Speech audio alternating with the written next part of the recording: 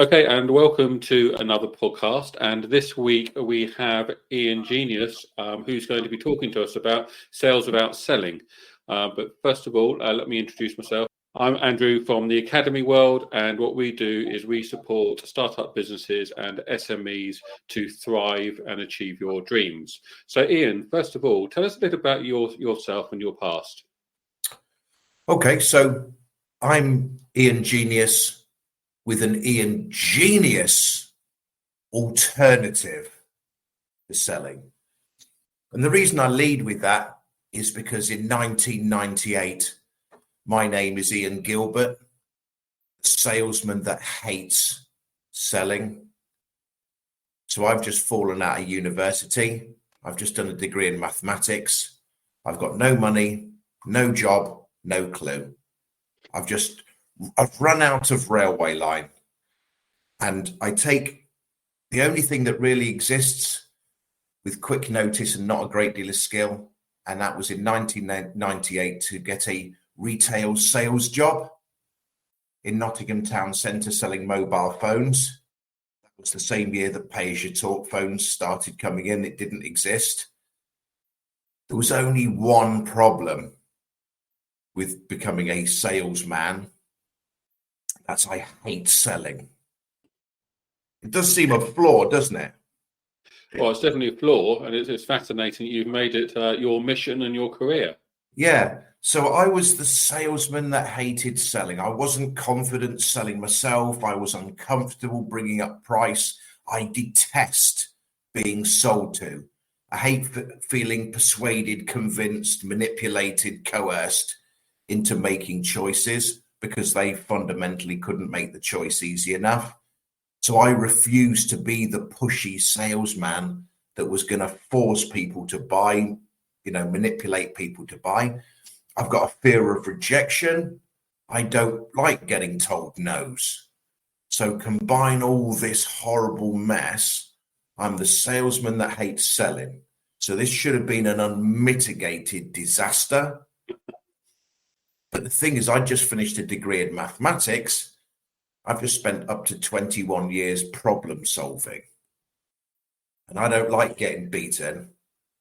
So I thought, what if there was a far easier, simpler, more effective way to get clients to say yes, and you didn't need to get better at selling?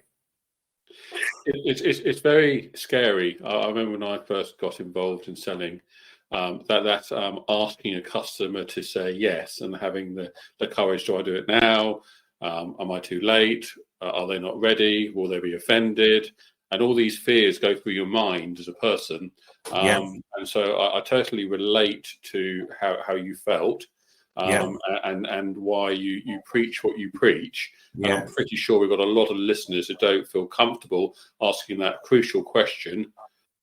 Do you want it? Do you want to buy it? Or actually almost being embarrassed about asking for the business. So here's a question. Yes. What if you didn't need to? Well, I'm not too sure how that would be possible, but I'm guessing that. Okay. Are you open-minded enough to believe it is possible? So I've spent 26 years removing selling from sales. So what if you could make your service so easy to buy that you didn't need to get better at selling? What if you could make your service so easy to buy that clients closed their own sales? If they said, Andrew, I want to buy your service, you would never need to say, do you want to buy the service? You'd remove yourself. And the thing is, we know it's possible.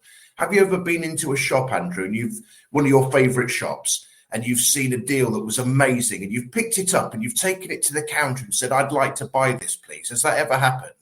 Yes. How good did they need to be at selling? They didn't need to be good at all at selling. They just needed to process the order and just exchange pleasantries with you, like, have a good day. And take my money. Yeah. So that's it. We already know it's possible. If you make something so easy to buy, you don't need to get better at selling. Most people don't want to get better at selling. They want better sales.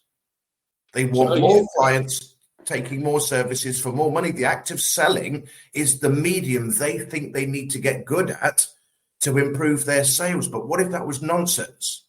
What if that was a way of doing it, but it wasn't the best way? And I've spent 26 years obsessed on this subject. What if you could make it so easy to buy that you didn't need to get better at selling? And is this just business to consumer, or is it business to business? Or it doesn't make a difference. It does not make a difference if it's business to business, business to consumer. It doesn't matter if you have a product or a service. It doesn't matter if it's technical. It doesn't matter if it's emotional. It doesn't matter if it's a commodity. It doesn't matter. Every business has a product or service that solves a problem that clients have. They have the problem, you have the solution. That is fundamentally it. They have the problem, whether they realize it or not, but they have the problem, you have the solution. But here's one of my golden rules. Before they can use you, first they must choose you. And it doesn't matter. How do you get someone to choose you? Well, this is it. This is, can you make the choice so easy that you don't? For me, selling is about steering people, forcing people to make a choice. But if you go the other way, you make this choice so easy you don't need to. I'm 6 foot tall, I'm 18 stone. I can put most people in a headlock, right? I love wrestling. I can physically strong enough to put people in a headlock, crank the headlock in real tight and say, are you going to buy my things until they're blue in the head? And they'll say, yes. I can force people to buy under duress, but they will cancel with buyer's remorse and tell everyone to avoid me very, very quickly. It's the wrong way around. The whole thing's completely wrong.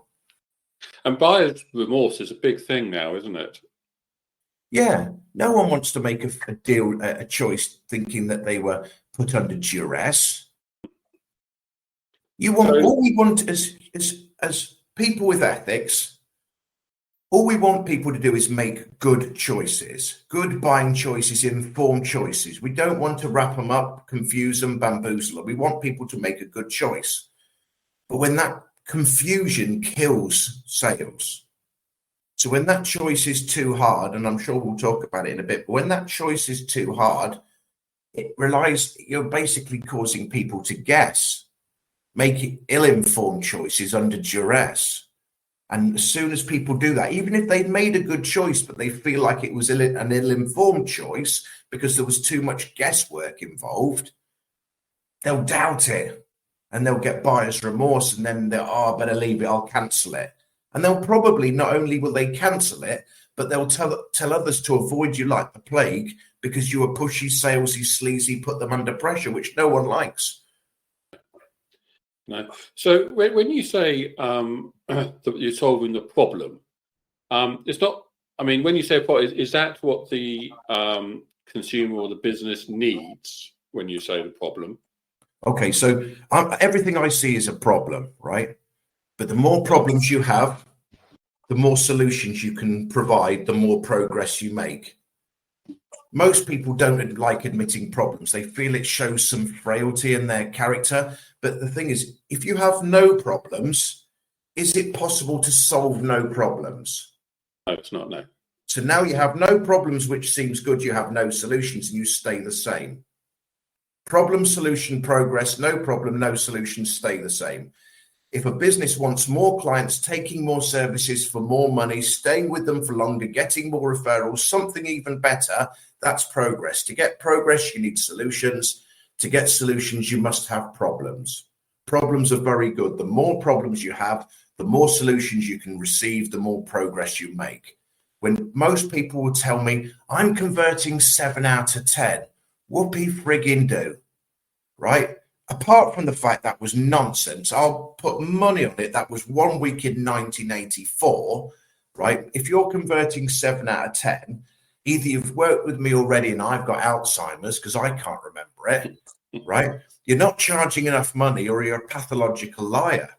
But even if it was true, and it won't be, 10 minus 7 leaves 3, unless my maths has suddenly gone terrible. So don't focus on the 7 that said yes. Why did 3 people out of 10 say no to the best solution to their problem? because it wasn't easy enough to pick. So let's focus. If you want to improve, don't blow smoke up your bum with the 7 you've already got. Work out why 3, they're the problem. Why do those 3 out of 10 say no? You can't genuinely tell me people are deliberately trying to kibosh their own progress. That choice wasn't easy enough. Or if someone says we convert 7 out of 10, but 6 of the 7 took less than they recommended, that's the problem. Just because they said yes, whoopee-doo. But they all needed the gold service. They all took the bronze. So now we spin it round. Why did they pick the bronze instead of the gold? Was it they were confused? Did they miss the value? Were you not confident selling yourself? Something caused that outcome. So this is when you said, does it work for any business? Yeah, because before you can use them, they have to choose them. Every business will be limited, not by their service, but their ability to communicate the value of the service. Every business, when they say, I'll think about it, and the conversation collapses, that's true of every business known to man, business to business, business to consumer. When they say, I'll just go for the cheap option, that's not relevant to whether it's a product or service.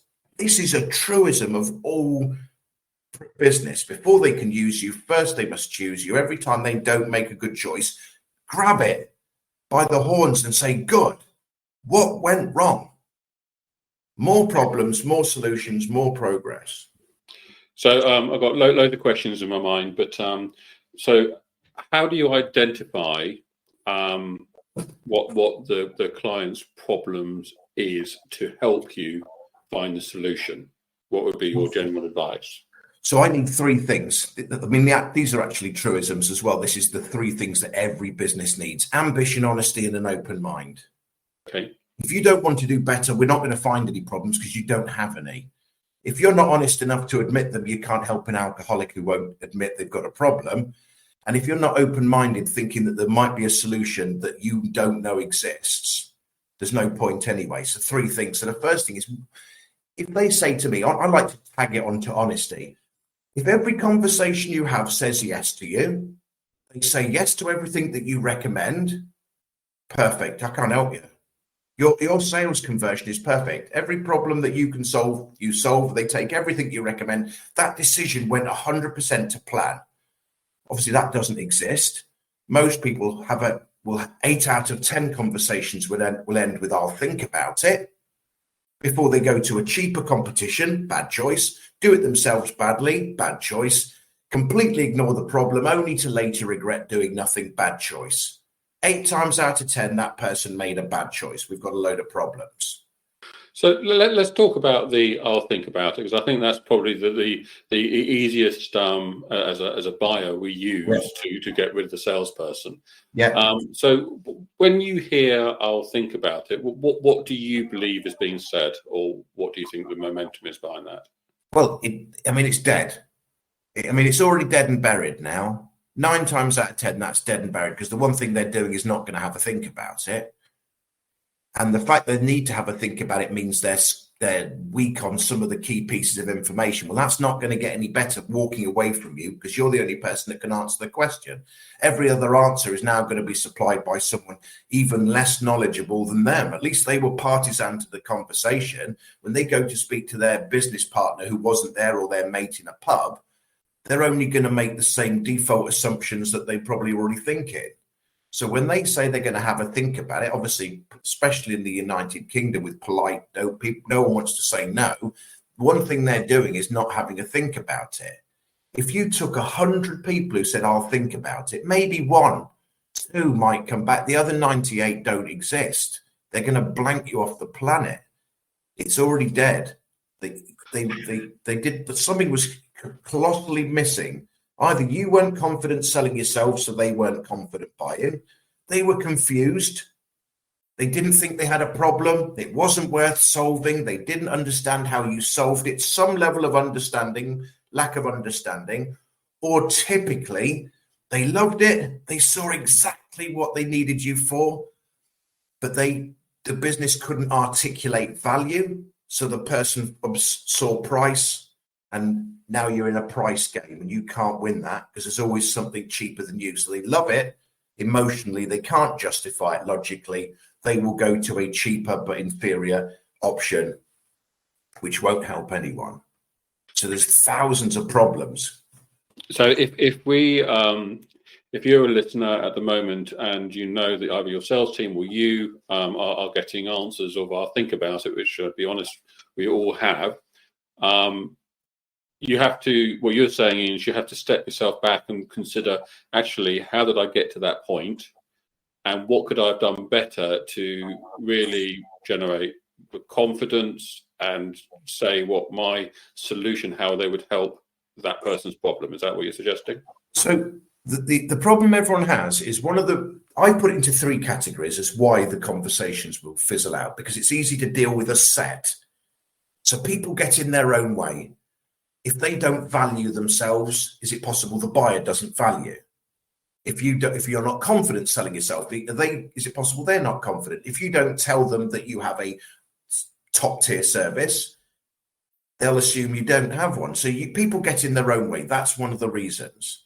If they're confused, that's one of the reasons. Now, this is the problem, right? So if they're confused, something in that messaging was confusing. They were lost. They didn't understand. It was an understanding problem. So you as the business owner realize that, and you go, okay, we'll make it easier. Here's an example. So a business says, we do VoIP. And the person's got a problem where that would be the solution. But VoIP doesn't mean anything to them. So they don't know what problem they're meant to even have, where VoIP is the solution, right? They don't know. They're not talking in technical jingle jangles. It doesn't mean anything. So they say, when you say VoIP, what do you mean? And the person goes, SpaghettiOs. This is too confusing. I'll make it easier. They go, sorry, I always use acronyms. It's Voice over Internet Protocol. You see, to the expert, that is easy, but it's not easy enough. Right, so the person now doesn't want to look like a tool the second time round. So they go, thank you very much for explaining it. That really helped. And they're thinking, please, God, don't ask me a question. I've got no idea what you're whittling on about. An expert has not got the ability to make the message simple enough for the beginner, because everything to an expert is easy and they have no frame of reference anymore. And I think we all those who sell fall into that trap. You get so knowledgeable about whatever your niche is, and one of the things I've always been told is you've got to pretend your client is a 6 or 10-year-old. Yep. And make that as simple as you possibly can. Yep. You agree with that? Oh, I agree completely. It's about making the message 6-year-old simple. The problem is that's almost impossible from the position of the expert, because they can't remember what it was like to be the beginner again. It's like trying to forget the twist at the end of a film. If you've seen Sixth Sense, and if you haven't, I'm going to ruin it for you. You watch through the end and you realize he's dead and only the boy saw him, but you can't watch the film again without knowing the twist. Right? It's the same. You can think you're making it 6-year-old simple. I'll put money on it. You are not, because everything is easy. So you're trying to pick out certain keywords, make certain substitutions, use easy examples. And you can ask the question, this is the most moronic question ever asked. Does that make sense? Because there's only one answer to the question, does that make sense? The answer is yes, because the other answer is no, I'm thick.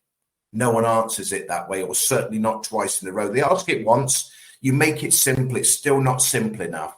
They then say, does that make sense? Now, no one has ever said no 2 times in a row. So now they say, thank you very much for explaining it so clearly. You think they've understood. They've got no idea. The only way out of dodge is to say, what we're going to do is have a think about it. But this is where the honesty comes from. I say to people, what is it you want to do? Is it close more, upsell more, charge more? What's the thing? Oh, we want to convert more.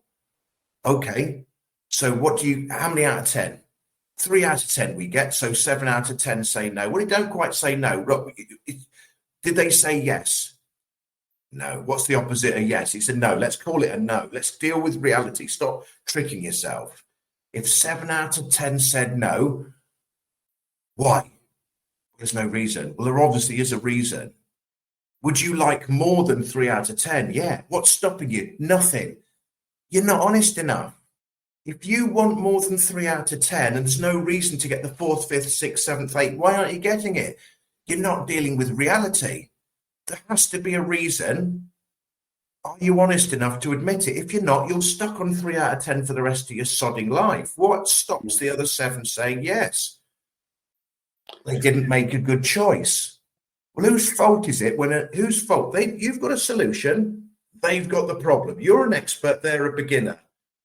They didn't make a good choice, possibly because they didn't understand. Whose fault is that? Them for being thick as the beginner, or yours as the expert for not making it easy enough? Blame the beginner all day long. You can say he was thick, he was stupid, he didn't get it. Your fault. You didn't make it easy enough. Put the blame on you. Deal with it. If you want to improve, progress, need solutions, need problems, the problems are all yours. When they make bad choices, blame them all day long, but it's your fault. You're the expert. Until people are willing to say, yeah, I'm not confident selling myself. My messaging's too confusing. I'm not good at communicating value. Nothing will change. While it's still their fault for making a bad choice, no, you can't make any progress. It's a pointless exercise. So, I mean, everyone obviously is going to do the very best they can, or the vast majority of people would. And I would suggest that a 1 in 3 or 1 in 5 conversion rate with most things is a good conversion rate. Yeah. And what you're saying is actually you should really. There's 2 things you got to do, but let's talk about the 2 or the 4 which got away. Now, people don't tend to be totally honest with you if you go back to them and say, "Why did you not buy from me?" No. So, what's the what process or advice would you give our listeners to say, okay, let's reflect on the ones I've lost? Yeah. Okay. So if you take, you talked about earlier about make it 6-year-old simple. Yeah. Yeah. But how many people then that claim it's 6-year-old simple have tested it on a 6-year-old? I mean, why waste those words? Why pick 6? If you go, I tried it with my mate at the pub. Well, is your mate 6 at the pub? No, he's 24. Well, don't tell me it's 6-year-old simple when you've play tested it on a 25. A 6-year-old's been to school for 1 year. 1 year of maths, 1 year of English. A 25-year-old's lived a life. So if you think it's 6-year-old simple, I've got an idea. Test it on a 6-year-old. Everyone's either got a child, nieces and nephews, got a friend who's got a child. 6, 7, 8, 9. Let's extend the game. Does anyone know someone that's got a 9-year-old? Right? Yes, that's not a hard game. Right? Someone's got a niece, nephew, son, daughter that's of that age. Give them one line of what you do. Then say, little Timmy, what do you think? Tell me what you think I do. And if they just do this, it's infinitely too hard. If they try to tell you back, but it's mixed up, it's too confusing. You can't say this to an adult. Please regurgitate everything that you think I'm going to do. It's horrific. They're never going to use you again. You can't put people under that duress. It's not their fault you've made such a fist of your messaging. But if you want to make it 6-year-old simple, speak to a 6-year-old and tell them what you do and see if they can regurgitate it. If they can't, it's not easy enough. Okay. Well, I've never, ever heard of anyone suggest you do that. So that's definitely a thing I'm going to have to try and find and try out. But what's your take on sending surveys to people and things like that, or getting a customer service to call up and to say, look, notice you inquired, what do you think of our service? Yeah, I mean, you can do. I mean, again, it's not really something I've done, but in principle, it seems okay. But the thing is, you're putting people, if you phoned up someone and they weren't expecting a call, you don't want a quick answer, you want a good answer. But the problem is you're going to only set up a quick answer. This person's suddenly under duress, expected to be perfectly in tune with your question. They've spent an hour prior to it really deliberating on. So they're just going to pull something quickly up. It's like when I go on websites, it says, how did you find it? I'll just click the fastest button there is. It's just getting in my way. So I might have found it via Twitter, but I'm just going to click the nearest button to me. So you'll just get a lot of naff answers. There is a way I would do it. It's like, if you've ever seen these, it's like, what's your favorite meal? Is it A, pizza, B, Chinese, or C, curry, or D, other? You didn't really want the people to pick the three multiple choices. You wanted the three multiple choices to trigger their brain into gear. So they went, it's stew and dumplings. So one way is to give people some flavors of the sort of answer you're expecting, then ask them, it might be one of the given answers, but it might have triggered them to go, actually, no, it's this. You're likely to get a truer answer. Otherwise, it's a marketing exercise, which is completely redundant, and all you'll achieve is collecting a great load of nonsense. So let's just recap on what we've covered so far. So what we're saying is that one of the most important things is to understand what your customer's problem is. Yeah. You've got to get rid of any jargon, industry jargon. You've got to mentally pretend your customer is under 9 years old. Yeah. You've got to come to a solution with the customer's problem, which actually relates to the customer and they can see the value. Yeah. So, sorry? If you take the word sales and selling and you crumpled it up into a ball and you threw it as far away as you could humanly throw it, that's what you want to do, right? It's got nothing to do with selling. It's about people making good choices. That's what it's about. You're the best solution, but before they can use you, they have to choose you. Do they make the best choice? If 8 out of 10 choices aren't the best, you won't get the business. It's not relevant to your service. So it's how do you help people make better choices? You don't help people make better choices by steering them into the choices. You make better choices by making the choices easier. Whose job is it to make a choice? Easy, the expert or the beginner? Well, it's not the beginner. If they're making assumptions, misconceptions, if they don't understand, if they can't answer it, that's your fault. You didn't make it simple enough. If you could make it so simple a 6-year-old child could understand it, is it possible that an adult could not? No. Can I just use a really weird example to show you how it's got nothing to do with selling? Yes. Okay.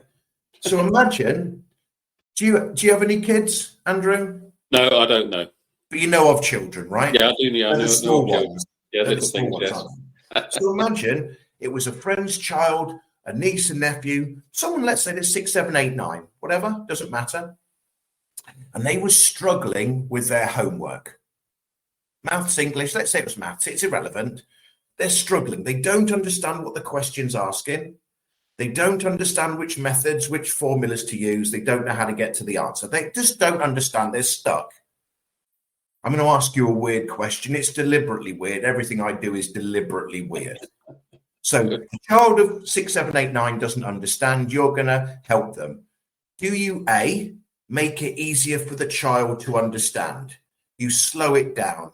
You explain it in a variety of different ways. You repeat certain key lines. You use objects like dice, cake, to move things around, to give them a visual image as well as an audio image, yeah? So do you, A, make it easier for the child of 6 to understand, or B, get better at selling? I'll say. So the child of 6 can't do their maths homework. You chose option A, make it simpler for the child of 6 to understand. Why didn't you choose option B, get better at selling? Oh, no. So I didn't do it because it doesn't necessarily mean the child will understand because I get better at selling. It's got no relevance, has it? The point is, it's a trick question because getting better at selling has no relevance whatsoever to a child of 6 understanding. Yeah. What is the key fundamental reason people make bad choices in life? They don't understand. They haven't got enough information. They've got the wrong information. They don't understand the information. All we want people to do is make a good choice, to see that we are the best solution to their problem. But to do that, they need to understand. The more they understand, the better their choice. Is that fair? The more they understand about it? Yeah. Conversely, the less they understand, they still need this much information, but they only know this bit. That means that's replaced with a guess. Do you like guessing for money? Not madly. No, no one likes guessing for money. So this is how much information you need. If you have this much, this is replaced by a guess. We need people to understand. The more they understand, the better their choice. And how do you help people understand? Make it easier to understand. The answer of get better at selling was horse shit. It had no relevance. That is why I do sales without selling. That's why I show businesses how to make their message so simple that a 6-year-old child could understand it, because they think they need to get better at selling, and selling was never relevant. You can force people into a headlock, you can manipulate them, convince them, you can do anything you like, but that wasn't the easiest, most effective, most ethical way to get them to say yes. And I would imagine that a lot of your clients and people you work with, the end result of this past the sale is an increase of recommendations and referrals. Yeah, because who's the best salesperson of every business? The loyal cheerleader. So if the best salesperson of your business is the loyal cheerleader, are you going to make it hard for them to sell you, or easy? Well, easy, because then why would I? Exactly. So if you make it simple for them to buy, they will in turn make it simple to sell to the next person, because they're talking in the language of the buyer, not of the salesperson. Most people with a problem can't even articulate the problem. So you've got to be able to talk in the language that the buyer understands. They've got to have a problem first. Until they've got a problem, your solution solves nothing. I do this, this, and this, but I haven't got the problem. And even if you had, if I don't think I've got the problem, I don't care about your solution. Don't sell problems. Don't sell solutions, sell problems. The first thing is they've got to see they've got a problem, but not in jargon. And this is, so people think they're not, this is, we come back to the voice over internet protocol. Easy is not easy enough. People think I don't use jargon. But if it doesn't make sense to the buyer, I don't care whether you call it jargon or you don't call it jargon. If they don't know what it means, if they haven't got that problem, they ain't going to give a stuff about your solution. So a conversation will always end with, I'll have a think about it, because they're not going to say no, because there's no point. I don't care. Okay, so we've talked about how to gain the business, but what I was interested in, what you touched on earlier, Ian, was that you were talking about actually the people who do actually buy from you. Most people go, yes, great, I've got an order, but actually you saying, stop, let's think about this for a moment. What do you mean by that? Okay, we've got an order, but perhaps they haven't bought the gold package. Yeah, again, so you've got two choices. The first choice is to use you. The second choice is to not use you. But we already know that's not a good choice, because the other options are inferior competition, do it themselves badly, do nothing. They're the only choices that exist, but yet they were used. But now the game's better. So they say, yes, please. Right? They say, yes, please. But most businesses don't have one thing. They have a variety of options. So this won't be true of everyone, but this overall thing will be. Some people have 1, 2, 3, 4, 5. If 5 services, providing you're not unethical and you're not selling mad shoes to a man with no legs, right? If you think 5 services is what they should be taking because it solves problems, helps them more, and they take 1, 5 minus 1 leaves 4. It wasn't easy enough to take the other 4, so that's not a good choice. If you do a good, better, best, and the one that's going to help them the most in the quickest time is the best, and they pick the bronze, how can that be a good choice? It's a better choice than not using you, but it's not the best choice. And if we're trying to help people make better choices, if you got 63% in a maths test, would you be quite pleased? Not really, no. If you got 92%, would you be pleased? I'll be very pleased, yes. But you'd still have 8 more to play with. Yeah.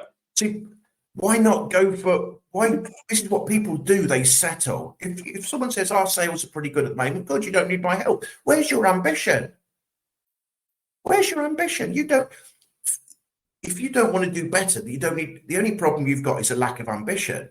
Right? But if you want to do better, now your problem is what's stopping you do better. But if you go, our sales are pretty good at the moment, good. You've got no ambition to do better, so you don't need to go looking for problems. You've settled. But if you want to do better, whether that's more people say yes or they say yes to better things, now are you honest? What is it that's stopping them do it? Don't blame them, blame you. You can do something about you. You can do naff all about them. What is it? Yeah, they're picking my bronze because they don't see the value of my gold, silver. Okay, so that's the problem, isn't it? Why aren't clients seeing the value? Why are they obsessing over price?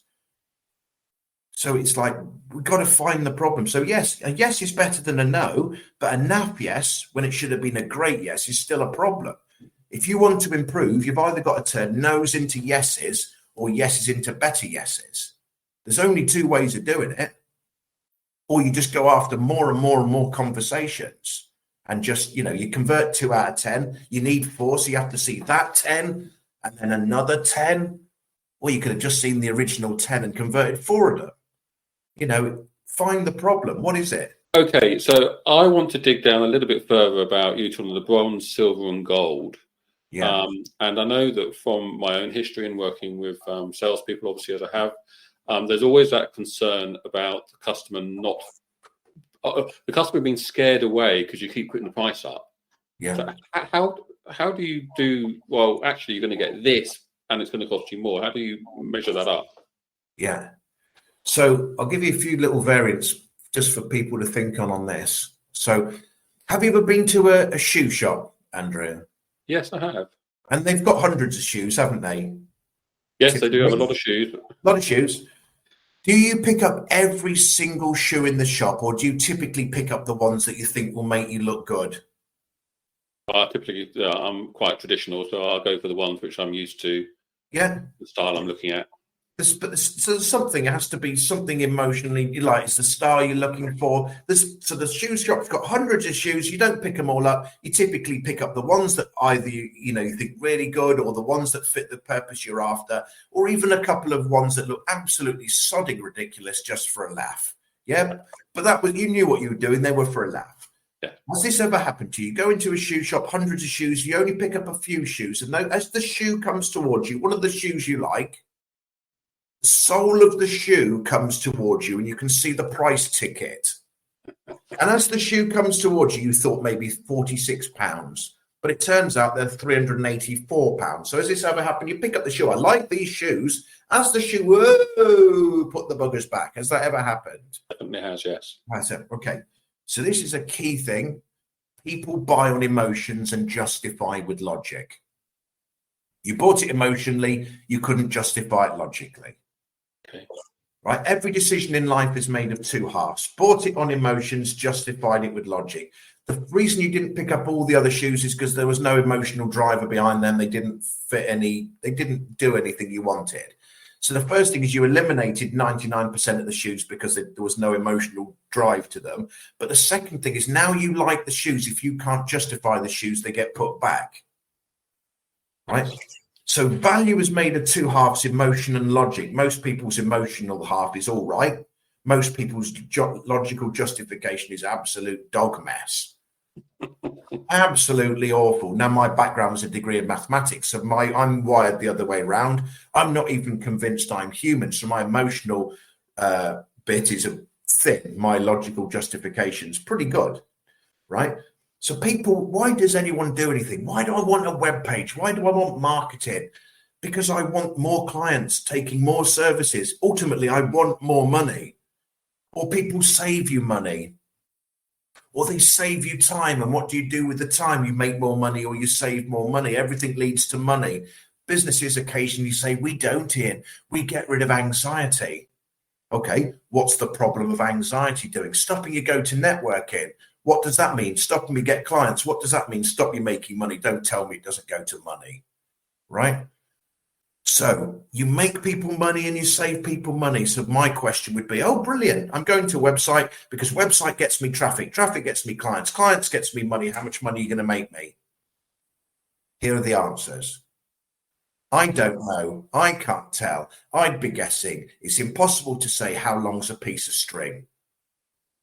No answer whatsoever.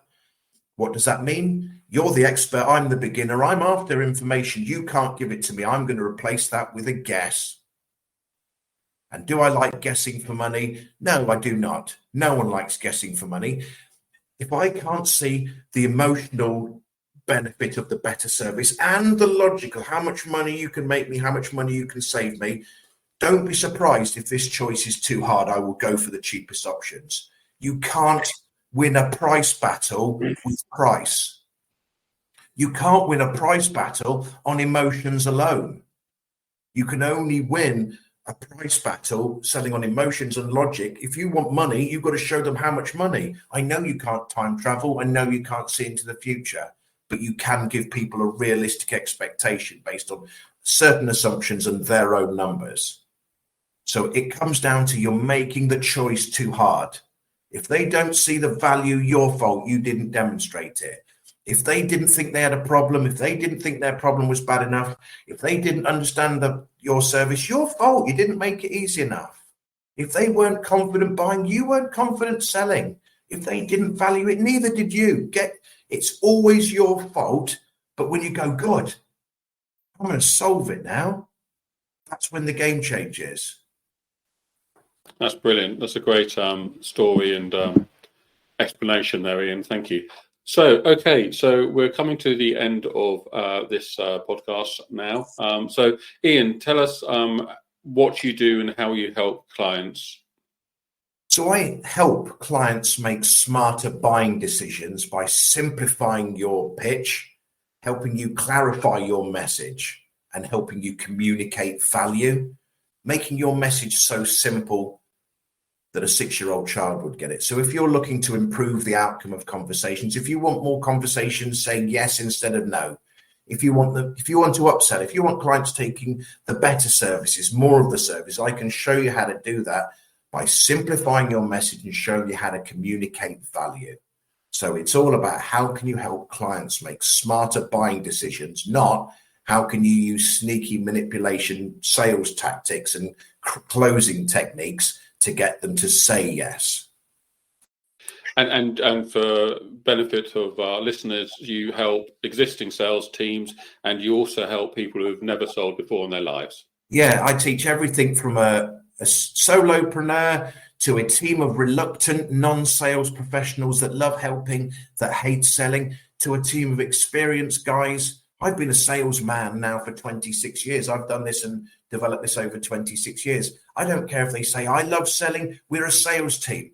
As long as they say, we'd love more clients taking more services for more money, and we're honest enough to say we're in our own way, we're not as confident as we'd like, our message isn't simple enough, we're not demonstrating value, or some combination. Are you willing to be honest about what the real problem is? That's all I need. Ambition, honesty. And are you willing to believe, I don't care how many sales courses you've been on, are you willing to believe that I might know something that you've never seen? If you say I've been on sales courses indicating that you've already seen what I'm going to deliver, already you're closed-minded. But if you think I might possibly know something that you've never tried, we've got ambition, honesty, and an open mind, and I can work wonders. One of them missing collapses in a big heap.